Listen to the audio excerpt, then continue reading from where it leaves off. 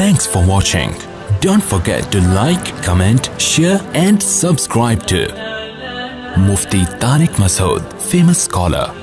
سب سے پہلے قرآن کی آیت ہے 29ویں پارے میں بھی ہے 28 اس میں قد افلح المؤمنون جو سورہ مومنون ہے اس میں بھی ہے کہ اللہ نے فرمایا زوجہ کے علاوہ کوئی بھی راستہ اختیار کرتا ہے فاولئک هم العادون. اور اس میں الفاظ دیکھو فمن ابتغى وراء ذلک. ذالکہ جو ہے نا یہ بلاغت ہے. ذالکہ اس میں اشارہ ہے, جب ہاتھ سے اشارہ کرتے ہیں نا اس وقت کہا جاتا ہے. گویا اللہ تعالیٰ آپ کو آپ کی زوجہ کی طرف اشارہ کر کے کہہ رہے ہیں کہ یہ جو بیوی ہے نا, بیوی کے یہ والا آپشن, اس کے علاوہ آپ کے پاس کوئی دوسرا آپشن نہیں ہے. کوئی اشارہ کر دیا. اس میں اور بلاغت ہے کہ یہ اسی میں بند ہے, آپ کے پاس اپنی خواہش پوری کرنے کے باقی تمام دروازے بند. وراء ذلک اللہ نے فرمایا یہ جو راستہ میں بیان کر رہا ہوں یہ اشارہ کر دیا الا علی ازواجہم او ما ملکت ایمانہم. تو بہت زیادہ غلو ہے اس آیت میں, مبالغہ ہے یہ بتانے کے لیے کہ تمام راستے اس کے علاوہ بند ہیں.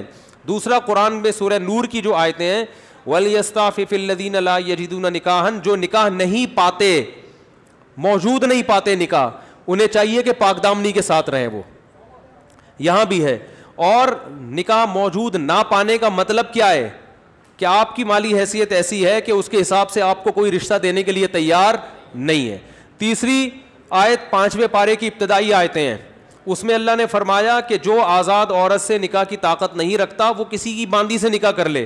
تو اب باندیاں تو نہیں ہیں, مطلب قرآن کا حاصل یہ ہے کہ اپنا معیار نکاح میں گرا دے, نقصان کرے اپنا, کوئی بات نہیں ہے, لیکن پھر بھی دوسرے راستے ان کو اختیار نہیں کر سکتا. تو اس لیے اگر آپ کے پاس پیسے نہیں ہیں, کوئی نکاح کے لیے تیار نہیں ہے, اپنا معیار آپ گرائیں, آپ کو دوسرے راستوں ہینڈ پریکٹس اور اس جیسے بے حیائی کی آپ کو اجازت, نہ زنا کی طرف نہ کسی اور راستے کی طرف جانے کی اجازت ہے. یہ تیسری دلیل ہو گئی کہ نکاح کا معیار آپ کو گرانا پڑے گا اپنا. اور رہا یہ مسئلہ کہ یہ کیسے ہو سکتا ہے, میرا تو اسٹینڈرڈ ہے, تو بھائی دنیا کو مسافر خانہ سمجھو, تو اسٹینڈرڈ گیا تیل لینے, ٹھیک ہے نا, اچھے سے اچھے کی تلاش کریں لیکن برائی سے تو اچھا ہے نا.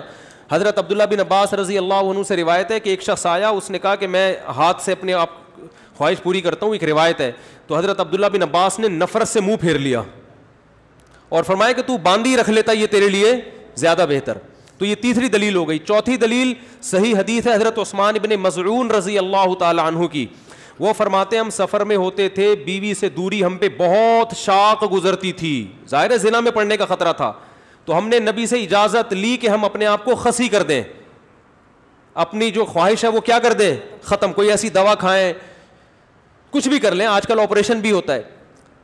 تو لو اجازنا لاختصینا, حدیث کے الفاظ ہے, اتنی ٹینشن میں تھے ہم کہ اگر نبی ہمیں اجازت دیتے تو ہم اپنے آپ کو خسی کر لیتے, لیکن نبی نے اس کی پرمیشن نہیں دی. اب دیکھو صحابی رسول اتنی شدید ٹینشن میں بھی اس کا حل یہ نہیں تلاش کر رہے کہ ہاتھ سے اپنے آپ کو مطمئن کر لیں, اتنی شدید ٹینشن میں بھی.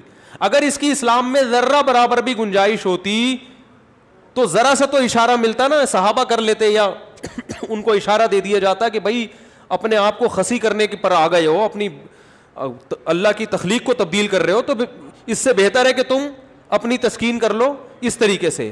اس کی پرمیشن کا کہیں تذکرہ نہیں ملتا. اس کا مطلب ہے کہ اس نبی نے وہاں کیا فرمایا صحابی کو, نہانا عن التبتل, نبی نے فرمایا نکاح سے دور بھاگنے سے منع کیا. تو فرمایا نا نا نا نا نا تزوج الودود الولود, فرمایا یہ اللہ نے خواہش اس لیے رکھی ہے کہ تم نکاح کی طرف کیا ہو جاؤ, مجبور ہو جاؤ.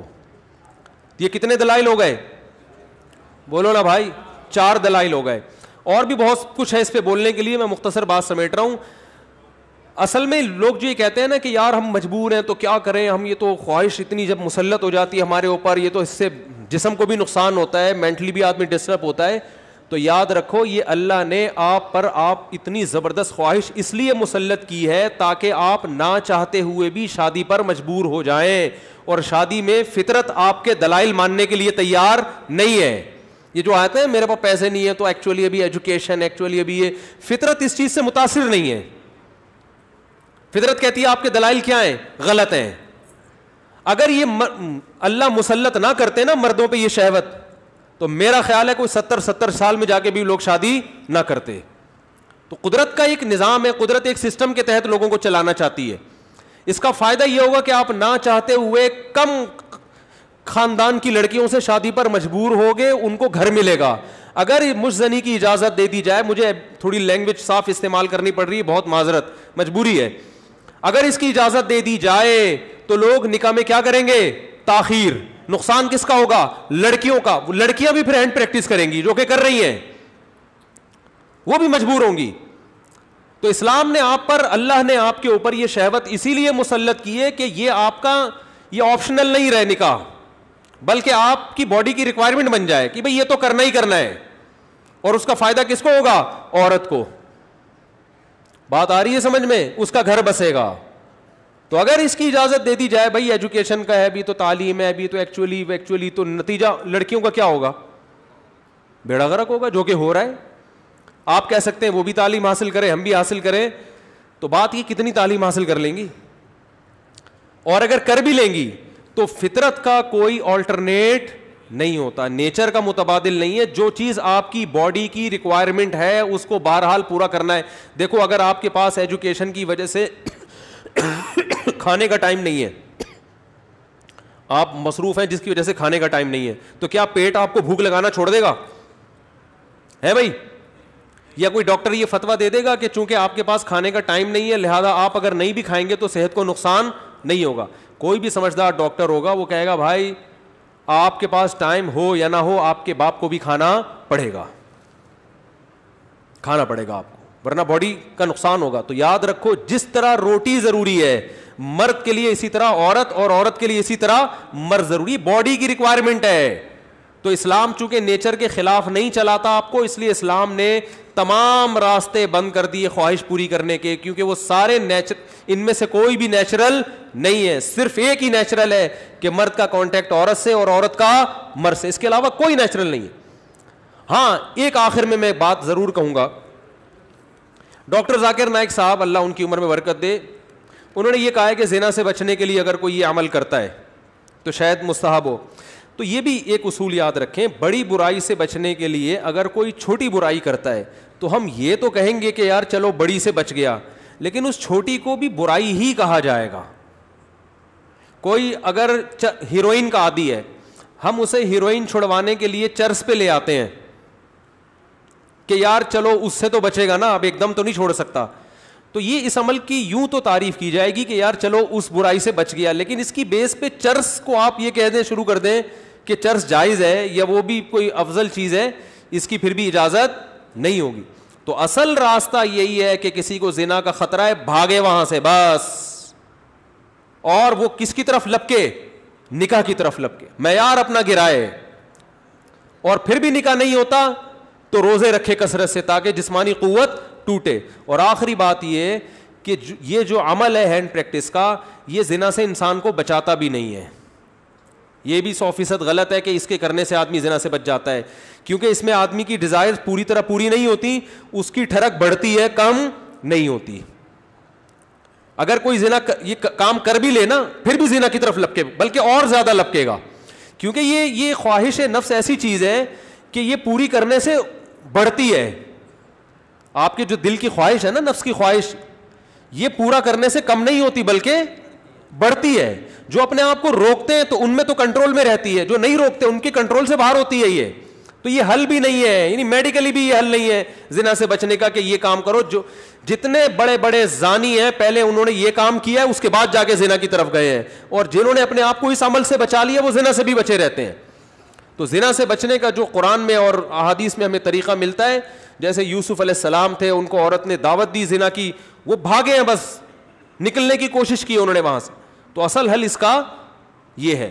اور آخری بات یہ کہ یہ میں مانتا ہوں بہت سارے نوجوانوں کے حالات سامنے آئے ہیں جو اس لت, اچھا یہ بھی ایک فالٹ ہے اس میں کہ یہ عمل ایک دفعہ ہوتا نہیں ہے. آپ جو نوجوانوں کی ہسٹری جمع کریں نا, تو ایسا نہیں ہوتا کہ جس نے ایک دفعہ کیا تو بس زندگی میں ایک ہی دفعہ کیا کہ یار بہت زیادہ مجبور ہو گیا تھا تو یہ عمل کر لیا. نا نا نا نا, جس نے ایک دفعہ کیا وہ دن میں 10 دفعہ بھی کرتا ہے پھر یہ عمل. اس کو ایسی حص اس کی بڑھ جاتی ہے اور ٹھڑک بڑھ جاتی ہے کہ پھر یہ معاملہ اس کے کنٹرول سے باہر نکل جائے. وہ 100 بار توبہ کرے گا, 100 بار توبہ توڑے گا وہ. تو یہ پریکٹیکلی بھی ممکن نہیں ہے کہ کوئی اپنے آپ کو بچانے کے لیے ایک دفعہ یہ عمل کر لیا تو اب سکون میں آ گیا. نا. میرے پاس جو نوجوان آتے ہیں ان کی ہسٹریاں میں آپ کو بتاؤں, وہ کیا کچھ, ایک صاحب کی 2 بیوی. اچھا ہاں یہ بھی بتا دوں, جب یہ لت زیادہ پڑتی ہے تو پھر یہ بیماری شادی کے بعد بھی نہیں چھوٹتی, یہ بھی ذہن میں رکھیں. ایک صاحب, میں نے جو زندگی میں سب سے پہلا فتویٰ لکھا ہے نا وہ کیا تھا, آپ حیران ہوں گے. یہ 1999 میں سوال آیا, ایک آدمی کی 2 بیویاں, اسے نکاح سے پہلے اس کی عادت پڑ گئی, یہی سوچ کے کہ یار ابھی اپنے آپ کو ٹھنڈا کر لیتا ہوں, تسکین کر لیتا ہوں, برائی سے بچ جاؤں گا, یہ ہو جائے گا وہ ہو جائے گا. شیطان نے الٹے سیدھے اس کو جو ہے نا دلائل دیے, اور کہتا ہے مجھے یہ برائی جب ہو گیا تو چسکا لگ گیا. پھر کہہ رہے پھر جب میں نے نکاح کیا ہے نا, ایک شادی کی ہے تو میری یہ عادت نہیں چھوٹی, دوسری 2 بیویاں اس کی, کہہ رہے پھر بھی نہیں چھوٹی. تو کہہ رہے میں اتنا غصے میں آ جاتا تھا کہ یار میری بیویاں بھی ہیں پھر بھی مجھے ان کو تسکین اس میں ہوتی ہے. پھر بالکل ایسے ہے جیسے لوط علیہ السلام کی قوم کو جب لڑکوں کی عادت پڑ گئی تو اب ان کو عورت سے تسکین بولتے کیوں نہیں ہو رہی. تو یہ ہینڈ پریکٹس کا ایک یہ بھی بڑا نقصان ہے کہ جب اس کی لت پڑ جاتی ہے تو شادی کے بعد بھی یہ عادت نہیں چھوٹتی. تو وہ کہہ رہا ہے میری 2 بیویاں تھیں, 1999 کی بات کر رہا ہوں میں, اس نے سوال بھیجا. تو کہہ رہا ہے کہ میں اتنا مجبور ہو گیا کہ ایک دن میں نے قسم اٹھائی کہ آئندہ میں نے اپنے ہاتھ سے اپنے آپ کو فارغ کیا تو میری دونوں بیویوں کو 3 طلاقیں. کہہ رہے میں نے یہ سوچا کہ شاید اس عمل سے میں اپنے آپ کو روک لوں گا, پھر بھی نہیں رکا, اور پھر بھی یہ عمل کیا, اور ہم نے اس کو فتویٰ دیا کہ آپ کی دونوں بیویاں آپ پر ہمیشہ کے لیے حرام ہو گئی ہیں. تو اب آپ بتاؤ اس پہ کیا گزر رہی ہوگی. تو ہم نے لوگوں کے یہ حالات دیکھے ہیں, تو اس لیے اس قسم کے کلپ سے متاثر ہو کر کوئی بھی شخص ایسی حماقت کرنے کی کوشش بولو بھائی نہ کرے. اور میرا مقصد آپ کو کسی کو مایوس کرنا نہیں ہے. اگر کوئی نوجوان اس بیماری میں مبتلا ہو گیا ہے تو حدیث میں آتا ہے ما انزل اللہ من داء الا انزل له شفاء, ہر بیماری کا اللہ نے شفا پیدا کی ہے. تو مایوس نہ ہو. سب سے پہلے تو وہ نکاح کرے تاکہ معاملہ آگے بڑھے نہیں, کیونکہ اگر نہیں کرے گا نا یہ پھر یہاں تک رکے گا نہیں معاملہ. کیونکہ یہ لڑکے پھر جب یہ کام کرتے ہیں پھر وہ انٹرنیٹ پر فحش فلمیں بھی دیکھتے ہیں, پھر وہ تصویروں کی طرف بھی جائے گا, بد نظری کی طرف بھی, اور پھر یہ بڑھتا رہے, پھر وہ زنا کا متلاشی ہوتا ہے کہاں مجھے موقع ملے. تو اس لیے میرے بھائی اپنے آپ کو روکنے کی کوشش کرنی چاہیے. تو اس کا پہلا اسٹیپ یہ ہے کہ سب سے پہلے آپ یہ عزم کریں کہ میں نے اپنے آپ کو اس برائی سے ہر قیمت پہ دور کرنا ہے, یہ میرا ایم ہے, میرا عزم ہے. اگر آپ ارادے میں ہی ڈھیلے ہیں تو بھائی پھر معاملہ کیا ہو جائے گا, خراب ہو جائے. تو پہلے تو کیا کرنا ہے, پکا عزم کرنا ہے. اب دوسرا علاج کے طریقے دریافت کرنے آپ نے. سب سے پہلا کام یہ کرنا ہے کہ انسان کو جہاں برائی کی عادت پڑتی ہے نا وہاں برائی چھوٹتی نہیں ہے. آپ کی کوئی خاص ایسی جگہ جہاں آپ سونے کے لیے لیٹتے تھے اور وہاں پر آپ پہ یہ شہوت کا جنون چڑھتا تھا تو اپنا ٹھکانہ وہاں سے کیا کر لو, چینج کر لو. رات کو سونے سے پہلے مطالعہ کر کے سو. کوئی اپنے سرہانے کتاب رکھی جائے. جو نوجوان خدا نخواستہ کوئی اس میں مبتلا ہے تو اس کو بتا رہا ہوں میں, اپنے سرہانے کیا رکھیں, کوئی دلچسپ کتاب رکھیں. بستر پہ جیسے ہی لیٹے, جو معمولات ہیں نا آیت الکرسی پڑھنا, دعائیں پڑھنا, بستر پہ لیٹنے سے پہلے پڑھ لیں وہ, تاکہ آپ جب بستر پہ جیسے ہی جائیں تو آپ کی سوچ جو ہے نا وہ مطالعے کی طرف چلی جائے. تو فوراً آپ نے کیا کرنا ہے, جیسے ہی سونے کے لیے لیٹے کتاب آپ کے پاس ہونی چاہیے, بستر پہ جاتے ہی آپ اس کتاب کا مطالعہ کرنا شروع کر دیں. انسان جیسے ہی لیٹ کے مطالعہ کرتا ہے اس کو نیند آ جاتی ہے, آپ سو جائیں گے, کیونکہ زیادہ تر نوجوانوں کے پر یہ اٹیک رات کے ٹائم ہی ہوتا ہے. دوسرا کام ہو گیا. تیسرا مسئلہ یہ ہو گیا کہ آپ کسی ڈاکٹر کو بھی بتائیں, ماہر نفسیات کو, لیکن ماہر نفسیات سے کہیں کہ مجھے یہ برائی چھڑوانی ہے, کیونکہ ماہر نفسیات بعض دفعہ اور ڈال دیتے ہیں اس برائی میں. ایسے نفسیاتی ڈاکٹر بھی ہیں, وہ کہتے ہیں اس سے کوئی نہیں, ڈپریشن کا علاج ہے. اور بھائی ساری ڈپریشن کے اور بہت سارے علاج ہیں دنیا میں, وہ علاج وقتی ہے, جیسے سٹا لگانے سے نا وقتی طور پہ ٹھیک ہو جاتا ہے.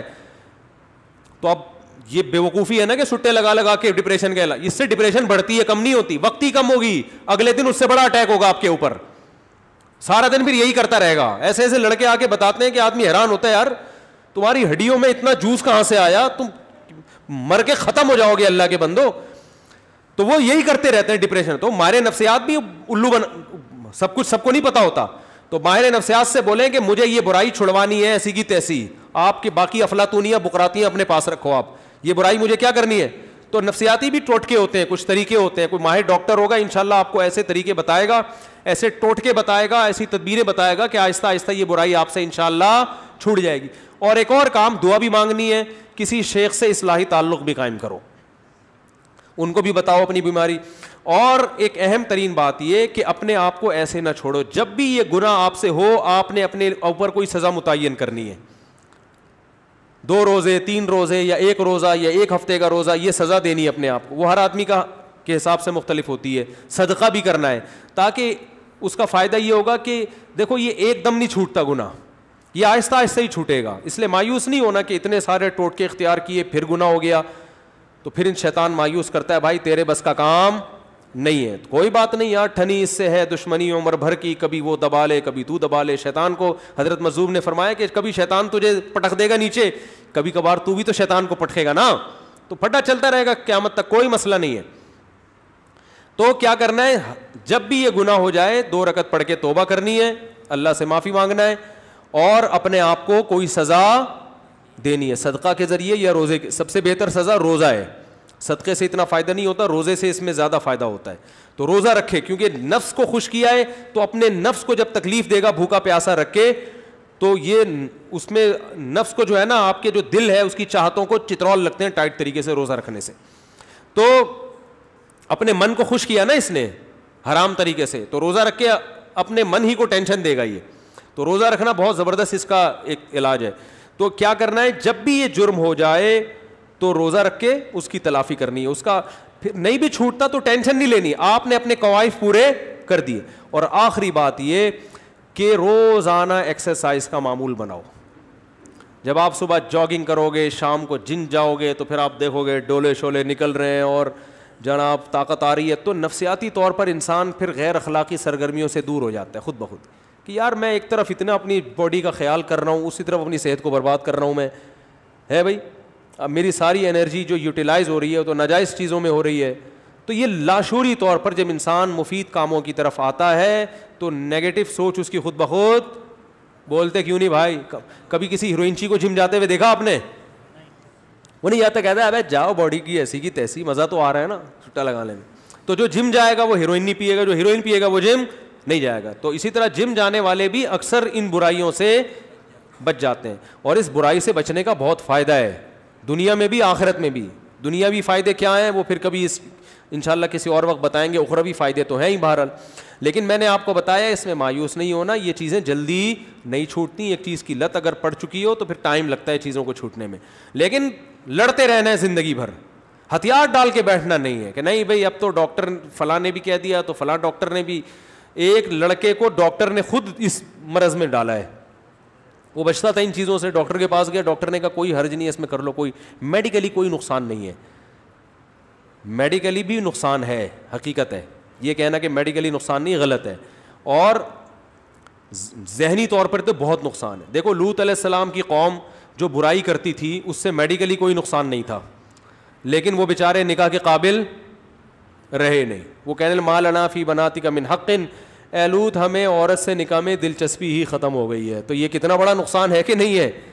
تو جو لوگ لڑکوں کے عادی ہو جاتے ہیں ان کو عورت میں دلچسپی ختم. اب میڈیکلی تو سب کچھ صحیح ہے, آئرن بھی صحیح ہے اور جناب پوٹاشیم میگنیشیم سب کچھ صحیح ہے, تو باڈی کو تو کچھ بھی نہیں ہوا, کھوپڑی آؤٹ ہو گئی. تو یہ جو حرکت ہے نا ہینڈ پریکٹس, اس سے بھی انسان مینٹلی کیا ہو جاتا ہے, بہت ڈسٹرب ہوتا ہے, جس سے جو نیچرل ایک پروسیس قدرت نے رکھا ہے, خدا نے رکھا ہے, وہ بہت برے طریقے سے متاثر ہوتا ہے اس عمل سے. تو اس لیے اپنے آپ کو ان تمام ایکٹیویٹیز سے بچا کے رکھنا چاہیے. اور پاک دامنی والی زندگی وہ یہی ہے کہ جلد سے جلد, میں تو کہتا ہوں لڑکا بالغ ہو, ماں باپ کو چاہیے فوراً شادی کر دو اس کی, اس طرف اس کو آنے ہی نہ دو. اور اس کے غلط ہونے کی ایک بڑی دلیل یہ بھی ہے کہ جس نوجوان نے دوسروں سے نہ سنا ہو یا بروقت شادی ہو گئی ہو, وہ کبھی یہ کام نہیں کرتا, اس کا کبھی دماغ جائے گا ہی نہیں. یہ خود اس کی علامت ہے کہ یہ نیچرل نہیں ہے یہ. تو اللہ تعالیٰ سب کی حفاظت فرمائے.